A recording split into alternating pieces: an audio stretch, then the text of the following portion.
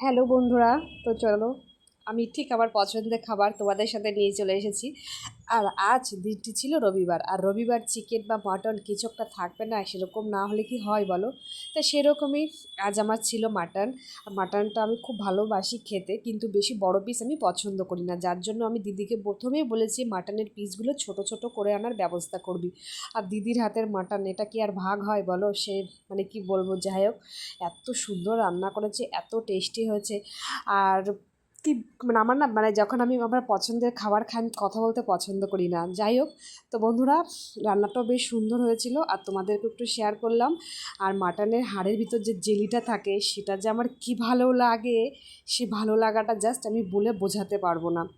আর mutton বা chicken যে কোনোই মানে কিছু থাকুক না কেন, আমার স্যালাড হিসাবে একটু শশা চাই। শশা না হলে আমার জাস্ট মানে খাবারটা পরিপূর্ণ হয় না। সেরকম দিদি আমাকে বাটিতে শশা কেটে দিয়েছে, কিন্তু পেঁয়াজটা অতটা পছন্দ করি না, পেঁয়াজ লাগে না।